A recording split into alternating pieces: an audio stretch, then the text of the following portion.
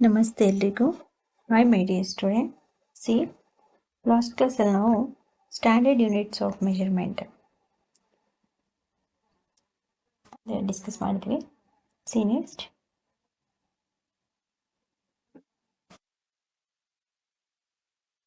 7.5 correct measurement of length. ಉದ್ದದ ಸರಿಯಾದ ಅಳತೆ ಹೇಗೆ ಅಂತೇಳಿ. Our daily life we use various types of measuring devices.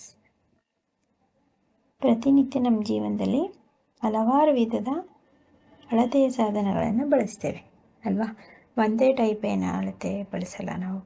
ಈಗ ಫಾರ್ ಎಕ್ಸಾಂಪಲ್ ಕ್ಲಾತ್ ಮೆಷರ್ ಮಾಡೋದಕ್ಕೆ ಅಥವಾ ಮನೆಯಲ್ಲೇ ಕಿಚನಲ್ಲಿ ಅಕ್ಕಿ ಅಳೆಯೋದಕ್ಕೆ, ಬೇಳೆ ಅಳೆಯೋದಕ್ಕೆ, ಒಂದೊಂದಕ್ಕೊಂದು ವಾಟರ್ ಲೀಟರಲ್ಲಿ ಅಳಿತೀವಿ, ಹಾಲು, ಈ ರೀತಿ. We use a metre scale for measuring length. Metre ಸ್ಕೇಲನ್ನು ಉದ್ದವನ್ನು ಅಳೆಯಲು ನಾವು ಮೀಟರ್ ಸ್ಕೇಲನ್ನು ಬಳಸ್ತೀವಿ ಅಲ್ವಾ. Metre scale is used to measuring length. ಉದ್ದ, ಯಾವುದಾದ್ರೂ ಉದ್ದವನ್ನು ಅಳೆಯೋದಕ್ಕಾಗಿ ನಾವು ಮೀಟರ್ ಸ್ಕೇಲನ್ನು ಬಳಸೋದು. A tailor uses a tape. ಒಬ್ಬ ಬಟ್ಟೆ ಹೊಲಿಯುವ ಟೈಲರು ಟೇಪನ್ನು ಬಳಸ್ತಾನೆ. Whereas a cloth merchant uses a metre rod. ಅದೇ ರೀತಿ ಬಟ್ಟೆನ ಹೊಲಿಯೋ ಟೈಲರ್ ಟೇಪ್ ಬಳಸಿದ್ರೆ, ಬಟ್ಟೆ ವ್ಯಾಪಾರ ಮಾಡ್ತಾರಲ್ಲ, ಸೇಲ್ ಮಾಡ್ತಾರಲ್ಲ, ಬಟ್ಟೆ ವ್ಯಾಪಾರ ಮಾಡೋರು ಮೀಟರ್ ಕಡ್ಡಿಯನ್ನು, ಶರ್ಟ್ದು ಮೀಟರ್ ಬಟ್ಟೆ ಅಥವಾ ಮೀಟರ್ ಗಟ್ಟಲೆ ನೀವು ಶರ್ಟ್ ಕ್ಲಾತ್ ಶಾಪಿಗೆ ಹೋಗಿ ಬಟ್ಟೆಯನ್ನು ತೊಗೊಳೋದಕ್ಕೆ ಸ್ಕೇಲ್ ಮೂಲಕ ಅವರು ಇಷ್ಟು ಮೀಟ್ರು ಅಂತೇಳಿ ಕಟ್ ಮಾಡಿಕೊಡ್ತಾರೆ. ಅವ್ರು ಏನು ಮಾಡ್ತಾರೆ, cloth merchant uses a metre rod ಅಂದರೆ ಮೀಟರ್ ಸ್ಕೇಲ್ ಇರುತ್ತಲ್ಲ ಅದನ್ನು ಬಳಸ್ತಾರೆ for measuring the length of an object. ನೀನು ವಸ್ತುವೊಂದರ ಉದ್ದವನ್ನು ಅಳೆಯಲು you must choose a suitable device. ಯಾವುದೇ ಒಂದು ವಸ್ತುವಿನ ಉದ್ದವನ್ನು ಅಳೆಯಲು ಸೂಕ್ತವಾದ ಸಾಧನವನ್ನು ನೀವು ಆಯ್ಕೆ ಮಾಡ್ಕೋಬೇಕು. Must choose a suitable device. ಯಾವುದಕ್ಕೆ ಯಾವುದು ಒಳ್ಳೆಯದು ಅಂತೇಳಿ. ಈ ಬಟ್ಟೆ ಸ್ಟಿಚ್ ಮಾಡೋರು, ಬಟ್ಟೆ ಬ್ಲೌಸು, ಶರ್ಟು, ಪ್ಯಾಂಟ್, ಡ್ರೆಸ್ಸಸ್ ಎಲ್ಲ ಸ್ಟಿಚ್ ಮಾಡೋರು, ಅವರೇನಾದರೂ ರಾಡ್ ಇಟ್ಕೊಂಡ್ರೆ ಅವ್ರಿಗೆ ಸರಿ ಇರಲ್ಲ. ಅವ್ರು ಯಾರು ಯಾವುದನ್ನು ಯೂಸ್ ಮಾಡಬೇಕು, ಯಾವುದಕ್ಕೆ ಯಾವುದು ಸೂಕ್ತವಾದ ಸಾಧನ ಉದ್ದವನ್ನು ಅಳೆಯೋದಕ್ಕೆ ಅನ್ನೋದು ನೀವು ಫಸ್ಟು ಆಯ್ಕೆ ಮಾಡ್ಕೋಬೇಕು. You cannot measure the width of a tree or the size of your chest using a meter scale. ಅದೇ ರೀತಿ ಉದಾಹರಣೆಗೆ ಮರದ ಸುತ್ತಳತೆಯನ್ನಾಗಲಿ, ಒಂದು ಮರದ ಸುತ್ತ, ಒಂದು ಮರ ಅದೆಷ್ಟು ಮೀಟರ್ ಇದೆ ಅಂತೇಳಿ ಅದನ್ನು ಸುತ್ತ ಅಳತೆಯನ್ನು ಹಾಕಬೇಕು. ಅಥವಾ ಇವಾಗ ಚೆಸ್ಟ್ ಯೂಸಿಂಗ್, ನಿಮ್ಮ ಎದೆಯ ಸುತ್ತಳತೆಯನ್ನು ಮೆಷರಿಂಗ್ ಮಾಡೋದಕ್ಕೆ, for instant measuring tape is more suitable for this. Metre ಸ್ಕೇಲನ್ನು ಬಳಸಿ ಅಳೆಯಲು ಸಾಧ್ಯವಿಲ್ಲ ಅಲ್ವಾ. You cannot measure the width of a tree or a size of your chest using a metre scale. ಅದೇ ರೀತಿ ಮೀಟರ್ ಸ್ಕೇಲಿಂದ, ಮೀಟರ್ ಸ್ಕೇಲ್ ಇರುತ್ತಲ್ಲ, ಆ ಸ್ಕೇಲಿಂದ ನಿಮ್ಮ ಎದೆಯ ಸುತ್ತಳತೆ ಮತ್ತು ಮರದ ಸುತ್ತಳತೆಯನ್ನು ಅಳೆಯೋದಕ್ಕೆ ಸಾಧ್ಯ ಇಲ್ಲ. ಏನು, ಫಾರ್ ಇನ್ಸ್ಟೆಂಟ್, ಅದಕ್ಕೆ ಬದಲಾಗಿ measuring tape is more suitable for this. ಈ ಒಂದು ಮೆಷರಿಂಗ್ ಟೇಪ್ ಇರುತ್ತಲ್ಲ, ಆ ಟೇಪ್ನ ಮೂಲಕ ನಾವು ಇದನ್ನು ಹೆಚ್ಚು ಅಳೆಯೋದು ಸೂಕ್ತ. ಫಾರ್ ಸ್ಮಾಲ್ ಮೆಷರ್ಮೆಂಟ್, ಅದೇ ರೀತಿ ಚಿಕ್ಕದಾದ ಅಳತೆಯನ್ನು ಅಳೆಯೋದಕ್ಕೆ, such as the length of your pencil. ಅದೇ ರೀತಿ ನಿಮ್ಮ ಪೆನ್ಸಿಲ್ ಚಿಕ್ಕದಾದದ್ದು ಅಲ್ವಾ, ಚಿಕ್ಕ ಪೆನ್ಸಿಲ್ ಅದು. You can use a 15 cm scale from your geometry box. ಅದೇ ರೀತಿ ನಿಮ್ಮ ಪೆನ್ನು, ಪೆನ್ಸಿಲು ಅಥವಾ ಎರೇಸರು ಅದು ಎಷ್ಟು ಉದ್ದ ಇದೆ ಅದನ್ನು ಅಳೆಯೋದಕ್ಕೆ ನೀವು ಟೇಪನ್ನ ರಾಡ್ನ ಇಟ್ಕೊಳಕ್ಕಾಗುತ್ತಾ ಅನ್ನೋ, ನಿಮ್ಮ ಜೊಮೆಟ್ರಿ ಬಾಕ್ಸಲ್ಲಿ ಇರ್ತಕ್ಕಂಥ ಸ್ಕೇಲ್ ಇರುತ್ತಲ್ಲ, 15 cm ಚಿಕ್ಕದು ಸ್ಕೇಲು, ಅದನ್ನು, ಈ ರೀತಿಯಾದ ಸ್ಕೇಲ್ ಅದನ್ನು ಯೂಸ್ ಮಾಡ್ಕೊಂಡು ನೀವು ಅಳಿಬೇಕಾಗತ್ತೆ. ಹಾಗೆ ಯಾವುದೇ ಒಂದು ವಸ್ತುವನ್ನು ಅಳೆಯೋದಕ್ಕೆ ಒಂದು ಸೂಕ್ತ ಸಾಧನವನ್ನು ಆಯ್ಕೆ ಮಾಡ್ಕೋಬೇಕು ಅಂತ. In taking measurement of length, ಅದೇ ರೀತಿ ಯಾವುದೇ ಒಂದು ಉದ್ದವನ್ನು ಅಳಿಬೇಕು ಅಂದರೆ we need to take care of the following. ಈ ಒಂದು ಕೆಳಗಿನ ಕ್ರಮಗಳನ್ನು ಅನುಸರಿಸಬೇಕು. ಏನು, first one, place the scale in contact with the object along its length as shown in figure 10.7. ಇಲ್ಲಿ 10.7 ಇಲ್ಲಿ ತೋರಿಸಿರೋ ಥರ ನಾವು ಯಾವುದೇ ಒಂದು ವಸ್ತುವಿನ ಅಳಿಬೇಕು ಅಂದರೆ ಏನು ಮಾಡಬೇಕು? ಚಿತ್ರದಲ್ಲಿ ತೋರಿಸಿರುವಂತೆ ಸ್ಕೇಲನ್ನು ಉದ್ದವನ್ನು ನೇರದಲ್ಲಿ ಆ ವಸ್ತುವಿನ ಸಂಪರ್ಕಕ್ಕೆ ಇಡಬೇಕು. ಇಲ್ಲಿ ಸ್ಕೇಲ್ ಇಟ್ಟಿದ್ದಾರಲ್ಲ, ಈ ರೀತಿ ಯಾವುದೋ ಒಂದು ವಸ್ತುವನ್ನು ಅಳಿಬೇಕು ಅಂದರೆ ಅದಕ್ಕೆ ಹತ್ತಿರದಲ್ಲಿ ಸ್ಟ್ರೇಟಾಗಿ ಅದರ ಸಂಪರ್ಕಕ್ಕೆ ಇಟ್ಕೊಳ್ಬೇಕು. Second one, in some scales the ends may be broken. ಕೆಲವೊಂದು ಸಂದರ್ಭಗಳಲ್ಲಿ ಅವುಗಳ ತುದಿ ಏನಾಗುತ್ತೆ, ಮುರಿದೋಗಿರುತ್ತೆ. You may not be able to see the zero mark clearly. ಆ ಒಂದು ಸ್ಕೇಲ್ನಲ್ಲಿ ಝೀರೋ ಮಾರ್ಕ್ ಇರುತ್ತಲ್ಲ, ಇಲ್ಲಿ ಝೀರೋ ಫಸ್ಟ್ ಇಲ್ಲಿ ಝೀರೋ ಇರುತ್ತೆ, 1 2 3 ಆ್ಯಸ್ ಲೈಕ್ ಇಲ್ಲಿ 15ವರೆಗೂ ಇರುತ್ತೆ. ನಿಮ್ಮ ಟೆಕ್ಸ್ಟ್ ಬುಕ್ಕಲ್ಲಿ ಕ್ಲಿಯರಾಗಿ ಕಾಣುತ್ತೆ ನೋಡಿ. ಅದು ಇರುತ್ತಲ್ಲ, ಅದು ಸರಿಯಾಗಿ ಕಾಣ್ತಿರಲ್ಲ ಝೀರೋ ಅನ್ನೋದು clearly. In such cases you should avoid taking measurements from the zero mark of the scale. ಅಂತಹ ಸಂದರ್ಭಗಳಲ್ಲಿ ಝೀರೋ ಇದ್ದೇ ಇರ್ತಕ್ಕಂತಹ ಆ ಸೊನ್ನೆ ಇರಲ್ವಲ್ಲ, ಆ ಸೊನ್ನೆಯಿಂದ ಅಳತೆ ತೆಗೆದುಕೋಬಾರ್ದು. ಅದಾಯ್ತಾ? ಅಂದರೆ ಆ ಸ್ಕೇಲ್ನ ಬೇರೆ ಯಾವುದಾದ್ರೂ ಒಂದು ಪೂರ್ಣ ಗುರುತನ್ನು ನೀವು ಬಳಸ್ಕೊಂಡು ತೊಗೋಬೇಕಾಗತ್ತೆ. ಅಂದರೆ ಅಲ್ಲಿ ಝೀರೋ ಕಾಣ್ತಿರಲ್ಲ ಅಂದ್ಕೊಳ್ಳಿ, ಅಲ್ಲಿಂದ ನೀವು ಮೆಷರ್ ಮಾಡ್ಕೊಳ್ಳೋಕೆ ಹೋಗಬಾರ್ದು. Such a cases you should avoid, ಆದಷ್ಟು ಅವಾಯ್ಡ್ ಮಾಡಬೇಕು ಝೀರೋಯಿಂದ ತೊಗೊಳೋದನ್ನ. ಅಲ್ಲಿ ಝೀರೋನೇ ಇಲ್ಲ ಅಂದರೆ taking measurement from the zero mark of the scale. You can use any other full mark of the scale, say 1.0 centimetre. ಈಗ ಒಂದು ಸ್ಕೇಲಲ್ಲಿ ಇಲ್ಲಿಂದ ಝೀರೋಯಿಂದ ಸ್ಟಾರ್ಟ್ ಆಗುತ್ತೆ, ಇಲ್ಲಿ 1 ಇರುತ್ತೆ, ಅದೇ ರೀತಿ ಇಲ್ಲಿ 2 ಈ ಥರ ಇರುತ್ತೆ. ಈ ಸ್ಕೇಲ್ ಕಟ್ ಆಗಿಬಿಟ್ಟಿರುತ್ತೆ ಇಲ್ಲಿ ಈ ರೀತಿ. ಅದಕ್ಕೆ ಅಲ್ಲಿಂದ ನೀವು ಮೆಷರ್ ತೊಗೊಳಕ್ಕೆ ಬರಲ್ಲ, ಕರೆಕ್ಟಾಗಿಲ್ಲ. ಹಾಗಾಗಿ ಇಲ್ಲಿಂದ 1.0 ಇಲ್ಲಿಂದ ನೀವು ಮೆಷರನ್ನು ತೊಗೋಬೇಕಾಗತ್ತೆ ಕಂಟಿನ್ಯೂಸ್ ಆಗಿ.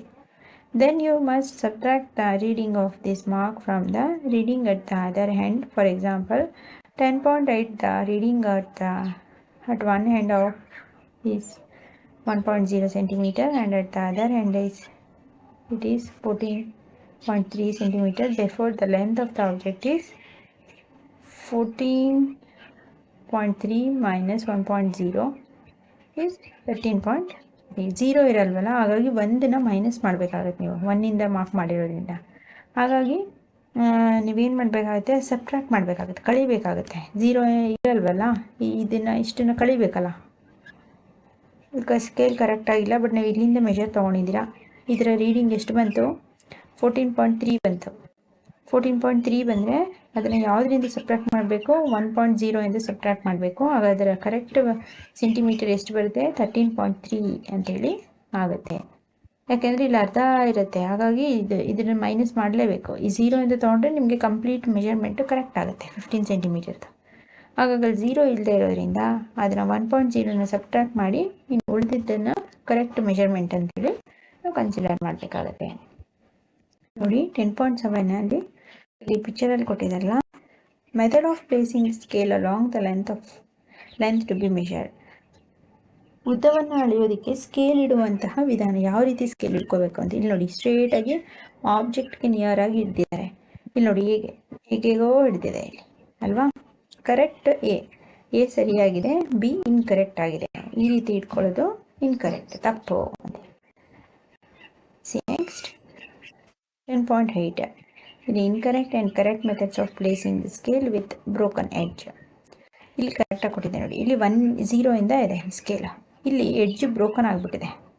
ಅದಕ್ಕೆ ಇವ್ರು ಏನು ಮಾಡಿದ್ದಾರೆ, 1 ಸೆಂಟಿಮೀಟರ್ ಇಲ್ಲಿಂದ ರೀಡಿಂಗ್ನ ತೊಗೊಂಡಿದ್ದಾರೆ. ಅರ್ಥ ಆಗ್ತಿದೆಯಾ? ಇದನ್ನು ಬಿಟ್ಬಿಡ್ಬೇಕು, ಇಲ್ಲಿ ಬ್ರೋಕನ್ ಆಗಿರೋದ್ರಿಂದ ಇಲ್ಲಿಂದನೇ ಸ್ಕೇಲ್ನ ಇಟ್ಕೊಳ್ಬಾರ್ದು.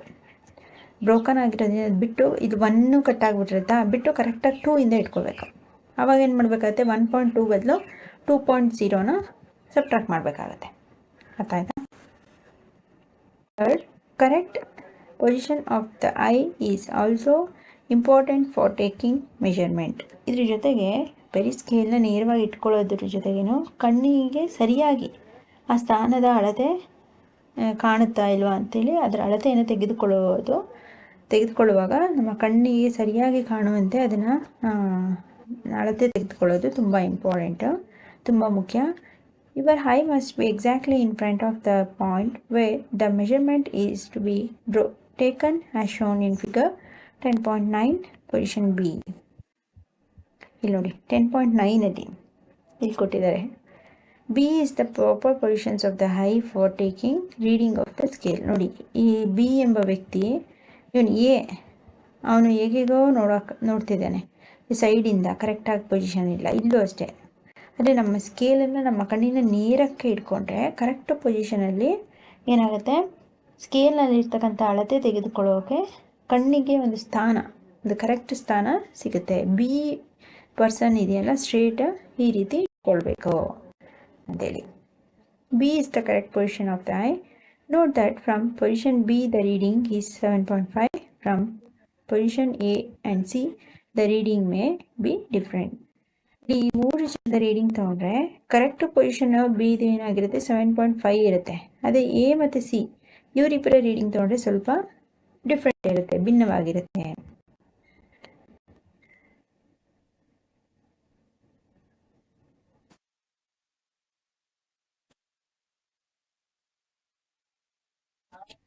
ಅದೇ ರೀತಿ ಆಕ್ಟಿವಿಟಿ 3 ನೋಡಿ, ಇನ್ನೊಂದು ಎಕ್ಸಾಂಪಲ್ ಕೊಟ್ಟಿದ್ದಾರೆ. Measure the height of your classmate using hand span and then by using a meter scale.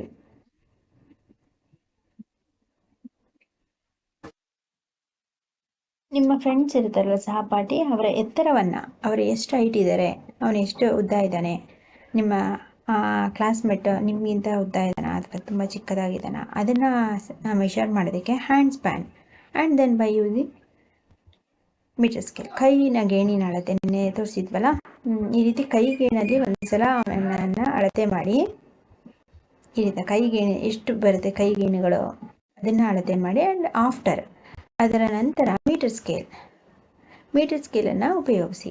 For this ask your classmate to stand with his back against a wall. ಅದಕ್ಕೆ ಮುಂಚೆ ನಿಮ್ಮ ಫ್ರೆಂಡ್ಸ್ನ ಯಾವ ರೀತಿ ನಿಂತ್ಕೊಳ್ಳೋಕೆ ಹೇಳ್ಬೇಕು, ಗೋಡೆಗೆ ತಾಗುವಂತೆ, with his back against the wall, ಹಿಂದೆ ಗೋಡೆಗೆ ತಾಗುವಂತೆ, ಹಿಂದಕ್ಕೆ ಅವನ ತಲೆ ಟಚ್ ಆಗುವಂತೆ ನೇರವಾಗಿ ನಿಲ್ಲೋಕೆ ಹೇಳಬೇಕು. Make A mark on the wall exactly above his head. ಆ ರೀತಿ ಗೋಡೆಗೆ ಹತ್ತಿರವಾಗಿ ಅವನ ತಲೆ ಟಚ್ ಆಗುವಂತೆ ನಿಂತ ಮೇಲೆ ಅವನ ತಲೆ ಎಷ್ಟು ಎತ್ತರ ಇದೆಯೋ ಅಲ್ಲಿ ಕರೆಕ್ಟಾಗಿ ಮಾರ್ಕ್ ಮಾಡಬೇಕು, ಗೋಡೆ ಎಷ್ಟು ಟಚ್ ಆಗಿರುತ್ತಲ್ಲ ಅಲ್ಲಿಗೆ. ನಾವು measure the distance from the floor to this mark on the wall with your hand span. ಅದೇ ರೀತಿ ಇದು ಅಲ್ಲಿಗೆ ನೀವು ಮಾರ್ಕ್ ಮಾಡ್ಕೊಂಡ್ಮೇಲೆ ಏನು ಮಾಡಬೇಕು, ಕೈಗೇಣು ಮತ್ತು ನಂತರ ಮೀಟರ್ ಸ್ಕೇಲ್ನ ಬಳಸಿ ಗೋಡೆಯ ಮೇಲಿನ ಗುರುತಿರುವ ಅಂತರವನ್ನು ನೆಲದಿಂದ ಅಳಿಬೇಕು. ಹೀಗೆ ಉಳಿದ ಕೈಗೇಣಿನಲ್ಲಿ ನೆಲದಿಂದ ಅಲ್ಲಿ ಮಾರ್ಕ್ ಮಾಡಿರ್ತೀರಲ್ಲ ಆ ಗೋಡೆ, ಅದನ್ನು ನೆಲದಿಂದ ಗೋಡೆ ಎಷ್ಟುದ್ದ ಇದೆ ಆ ಗೋಡೆಯಲ್ಲಿ ಮಾರ್ಕ್ ಮಾಡಿರೋವರೆಗೆ ಕೈಗೇಣಿನಿಂದ ಅಳಿಬೇಕು.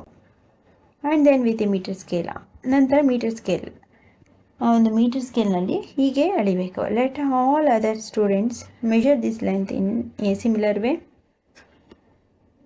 ಈ ಅಂತರವನ್ನು ಈ ರೀತಿ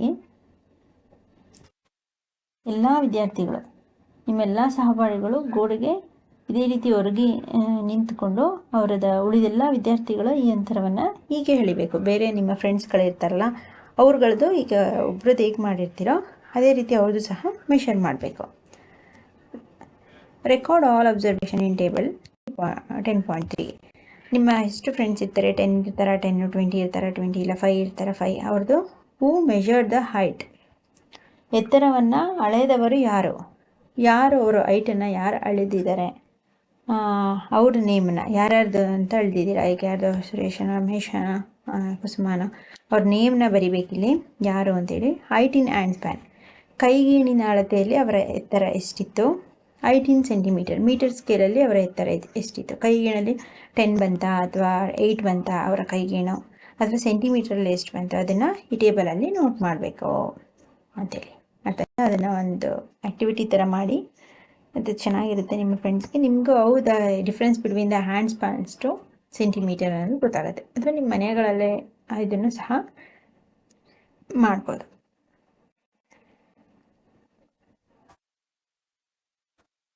study carefully results obtained by different student. ಎಲ್ಲ ವಿದ್ಯಾರ್ಥಿಗಳಿಂದ ಬಂದ ಈ ಫಲಿತಾಂಶವನ್ನು ಜಾಗರೂಕತೆಯಿಂದ ಪರಿಶೀಲಿಸಬೇಕು.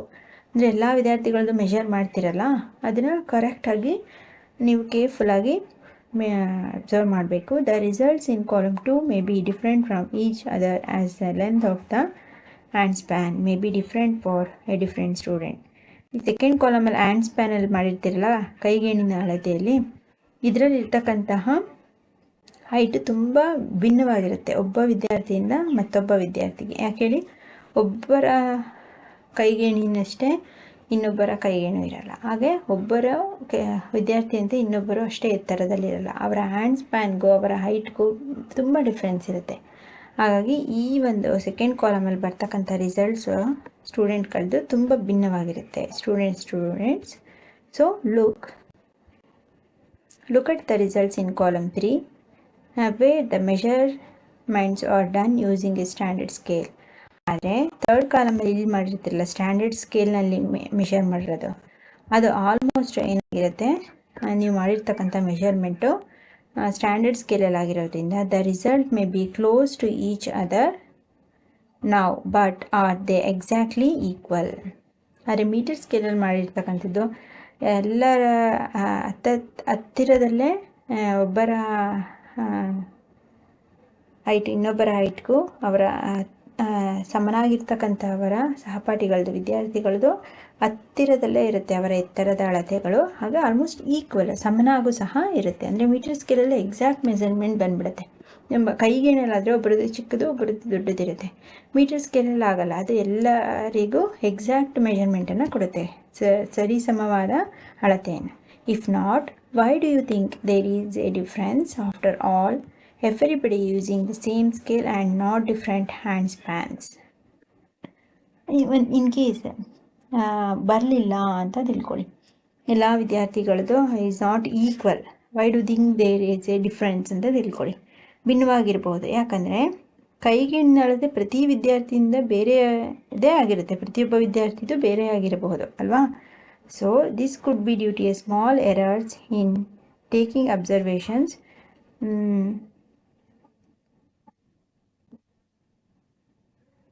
ಒಂದೇ ಸ್ಕೇಲನ್ನು ಬಳಸಿರ್ತಾರೆ, ಕೈಗೇಣಿದಾರೆ ಬೇರೆ ಬೇರೆ ಇರುತ್ತೆ.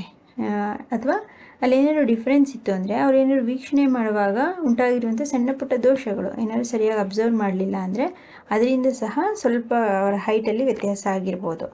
ಆದರೆ in higher classes we will learn about the importance of knowing the handling such errors in measurement. ನಾವು ನೆಕ್ಸ್ಟ್ ಹೈಯರ್ ಕ್ಲಾಸಸ್ಸಲ್ಲಿ, ಉನ್ನತ ತರಗತಿಗಳು 9th 8th ಇಲ್ಲಿಗೆ ಅಳತೆಯಲ್ಲಿನ ದೋಷಗಳನ್ನು ಹೇಗೆ ನಾವು ಸರಿಪಡಿಸ್ಕೊಳ್ಳೋದು, ಅದನ್ನು ನಿರ್ವಹಿಸ್ಕೊಳ್ಳೋದು ಹೇಗೆ, ಅದರ ಪ್ರಾಮುಖ್ಯತೆ ಬಗ್ಗೆ ಸ್ಟಡಿ ಮಾಡೋಣ. ಇವಾಗ ನಿಮಗೆ ಅದನ್ನು ಕರೆಕ್ಟಾಗಿ ಮೀಟರ್ ಸ್ಕೇಲಲ್ಲೂ ಮೆಷರ್ ಮಾಡೋಕ್ಕೆ ಬರದೆ ಸ್ವಲ್ಪ ಡಿಫ್ರೆನ್ಸ್ ಬಂದಿದ್ದರೂ ಸಹ ನೆಕ್ಸ್ಟ್ ಕ್ಲಾಸಸ್ಸಲ್ಲಿ ನಿಮ್ಮ 7th 8th ಕ್ಲಾಸಸ್ಸಲ್ಲಿ ಸೇಮ್ ಲೆಸನ್ ಬರುತ್ತೆ. ಅದರಲ್ಲಿ ಅದು ಏನಾದರೂ ಎರರ್ಸ್ ಆಗಿದ್ರೆ, ದೋಷಗಳಾಗಿದ್ದರೆ ಅದನ್ನು ಯಾವ ರೀತಿ ಕರೆಕ್ಟ್ ಮಾಡ್ಕೊಳ್ಳೋದು ಅಲ್ಲಿ ಸ್ಟಡಿ ಮಾಡೋಣ. ಓಕೆನಾ? ಓಕೆ ಮೈ ಡಿಯರ್ ಸ್ಟೂಡೆಂಟ್, ಇಷ್ಟರಲ್ಲಿ ನೆಕ್ಸ್ಟ್ ಕ್ಲಾಸಲ್ಲಿ 7.6 measuring the length of a curved line ಇದನ್ನು ಡಿಸ್ಕಸ್ ಮಾಡೋಣ. ನಾನು ಡೌಟ್ಸ್ ಇದ್ದರೆ ಅರ್ಥ ಆಗಲಿಲ್ಲ ಅಂದರೆ ಅದನ್ನು ಕಾಮೆಂಟ್ ಸೆಕ್ಷನಲ್ಲಿ ಬರೀರಿ. ಆ್ಯಂಡ್ ಈ ವಿಡಿಯೋಸ್ನ ನಿಮ್ಮ ಕನ್ನಡ ಮೀಡಿಯಮ್ ಸ್ಟೂಡೆಂಟ್ ಇರಲಿ, ಇಂಗ್ಲೀಷ್ ಮೀಡಿಯಮ್ ಸ್ಟೂಡೆಂಟ್ ಇರಲಿ, ಅವ್ರಿಗೆ ಶೇರ್ ಮಾಡಿ, ಅವರು ಸಹ ಈಸಿಯಾಗಿ ಅರ್ಥ ಮಾಡಿಕೊಂಡು ಕಲ್ತ್ಕೊಳ್ಳಿ.